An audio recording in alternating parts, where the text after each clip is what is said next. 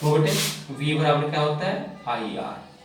तो v की जगह हमने क्या रख दी बेटे, v की जगह हमने रख दी i इंटू आर और इंटू आई। तो p बराबर क्या होगा, आई क्या होगा आई स्क्वायर आर।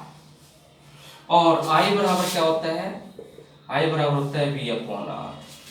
तो p बराबर i है v upon R, V square upon R multiply R. तो एक आर से आर गया, तो p बराबर होगा v स्क्वायर अपॉन आर। देखिए कैसे आता है बेटे, p बराबर वी आई और v बराबर क्या होता है आई आर। तो v की जगह आई आर की वैल्यू रख दी यहाँ पर, v की जगह आई आर रख दिए, आई एक ही है तो आई स्क्वायर आर। तो p बराबर होगा आई स्क्वायर आर। यहाँ तक समझ में आ गया बेटे। अब आपने एक फॉर्मूला पढ़ा है बेटे, i बराबर v अपॉन आर, क्योंकि इसमें से i को यहाँ लाएंगे तो v जो है ऊपर चले जाए r नीचे। तो i बराबर है v अपॉन आर। तो i दो बार है, तो दो बार जो है मैंने दो बार क्या हो जाएगा v स्क्वायर आर स्क्वायर, ठीक है। और ये आ रही है तो इस r से ये एक r कट जाएगा, तो यहाँ केवल r रह जाएगा, तो v स्क्वायर r रह जाएगा, p बराबर रह जाएगा v स्क्वायर r। इसकी जो यूनिट है वाट, क्या बेटे वाट। और ये वाट किसके बराबर है यहाँ पर, ठीक है ना, यूनिट क्या है इसकी watt. Commercial unit of electric power, commercial unit of electric power. Commercial unit क्या होती है बेटे इलेक्ट्रिक पावर की, that is kilo watt hour, kilo watt hour, KWH, ठीक है जी, KWH। और 1 KWH इक्वल टू 1 यूनिट। घरों में जो इलेक्ट्रिक करंट आता है, वो कैसे मेजर की जाती है, यूनिट के अंदर। या आपकी जो घरों में बिल आता है इलेक्ट्रिक बिल, उसमें यूनिट लिखा होता है कि इतनी यूनिट आपकी बिजली खर्च हुई है। तो that is equal to 1 KWH है। एक यूनिट किसके बराबर है, 1 KWH। अब हमें इस 1 KWH को जूल में कन्वर्ट करना बेटा, 1 KWH को कन्वर्ट करना है जूल में। तो कैसे बेटे, कैसे करेंगे, 1 KWH बराबर 1 KW इंटू 1 आवर। 1 किलोवाट में 1000 वाट होते हैं बेटे, और 1 आवर में 3600 सेकंड होते हैं, ठीक है जी। इन दोनों को मल्टीप्लाई कर लो बेटे, 3650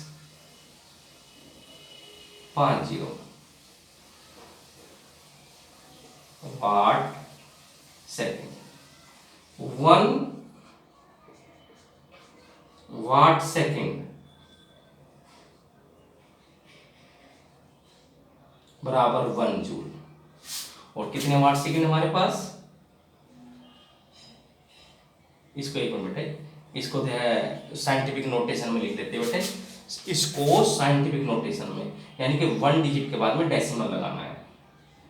डेसिमल 1 2 3 4 5 6, 3.6 इंटू 10 की power 6 watt second. 1 watt second बराबर 1 जूल, और 3.6 इंटू 10 की पावर 6 वाट सेकेंड बराबर 3.6 इंटू 10 की पावर 6 जूल। देखिए बेटा, बच्चों के समझ में नहीं आता बेटा अच्छी, तो कोशिश करो उसको समझने की। कमर्शियल इलेक्ट्रिक पावर की जो कमर्शियल यूनिट है that is electric power, kilowatt hour, KWH। एक KWH को एक यूनिट पर, एक KWH किसके बराबर होती है, एक यूनिट के बराबर होती है। 1 KWH को किस में कन्वर्ट करना है, जूल में। 1 किलोवाट को हमने तोड़ लिया बेटे, इसको तो इसमें तोड़ दिया है। 1 किलोवाट इंटू 1 आवर। 1 किलोवाट में 1000 वाट होते हैं, 1 आवर में इतने सेकंड होते हैं, 3600। और इन दोनों को मल्टीप्लाई कर लिया तो इतने वाट सेकंड हो गए। अब इसको हमने साइंटिफिक नोटेशन में लिख दिया, यहाँ पर 1 डिजिट के बाद में डेसिमल लगा दिया। बाकी संख्या जितनी बची उसके बाद हमने पावर लगा दी, तो 3.6 into 10⁶ watt second. 1 watt second में कितने जूल होते हैं? 1 जूल होते हैं। तो इतने वाट सेकेंड में इतने जूल होंगे। तो अगर आपसे कोई कहे 1W1 kWh में कितने जूल होंगे? 3.6 इंटू 10⁶ जूल। ठीक है जी, 1 किलोवाट आवर में इतने जूल होंगे। समझ में आ गया? अच्छा जी, आगे चलते बेटे, एक टॉपिक है इसमें, वो टॉपिक है फ्यूज। क्या होता है बेटे fuse?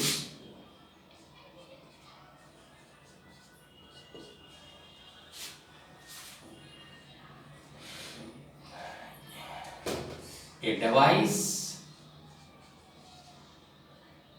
which prevent the circuit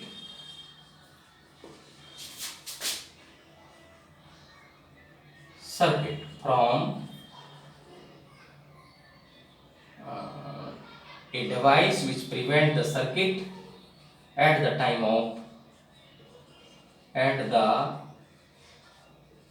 of short circuiting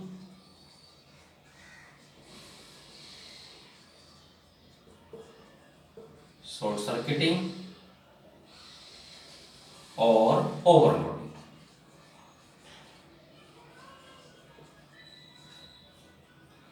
जब भी घरों में कभी शॉर्ट सर्किट हो जाता है, शॉर्ट सर्किट तो कहीं से वायर एकदम से जो है ब्रोकन हो जाए, ठीक है ना, कोई वायर किसी वायर में जो बहने लाइव वायर कैच फायर, जब कोई वायर जो है ना आग लग जाती है, या वायर के अंदर जो है कहीं से जो है वो जो है टूट जाता है, ठीक है ना, कट जाता है, तो उस समय शॉर्ट सर्किट होने के चांस होते हैं बेटे। ठीक है ना।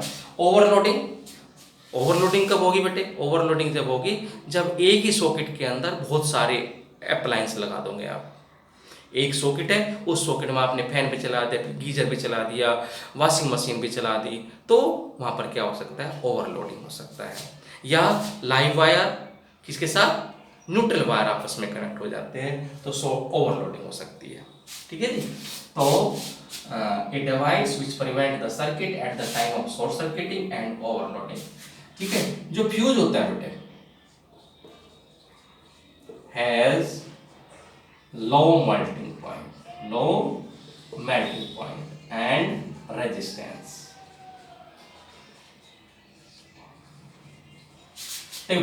फ्यूज का मेल्टिंग पॉइंट लो होता है और रेजिस्टेंस भी लो होता है। ठीक है जी।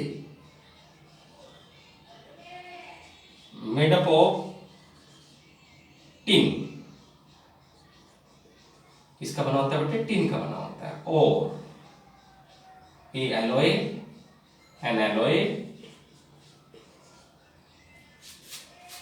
an alloy of lead and tin।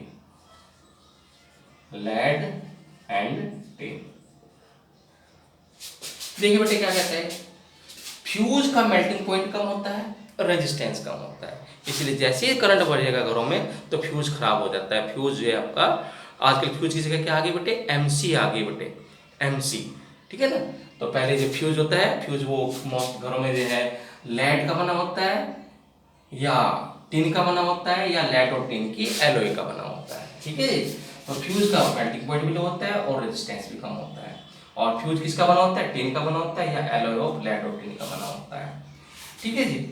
तो आगे एक वर्ड है यहाँ पर बेटे, ओवरलोडिंग। Causes of overloading. उससे पहले आप वायर देखिए बेटे, wire used in electric fitting. Number 1, एक तो लाइव वायर होता है बेटे, और वो रेड कलर का होता है। Number 2, neutral wire.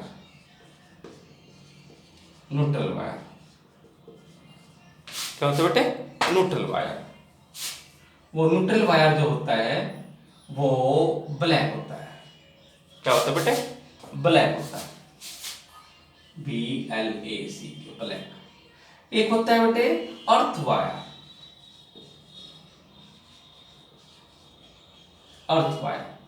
Earth wire जो है वो ग्रीन होता है। घरों के अंदर जो हमें फिटिंग करते हैं तो 3 प्रकार के वायर यूज करते हैं।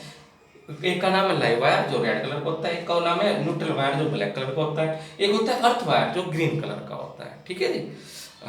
तो अब कॉजेज ऑफ, यहां पर लिखो causes of overloading. Causes of overloading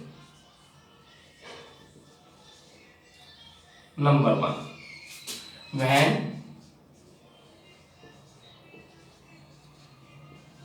live wire come in contact of neutral wire।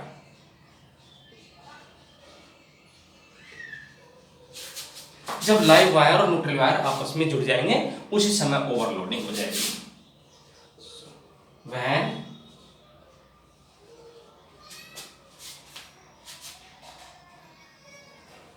when many appliances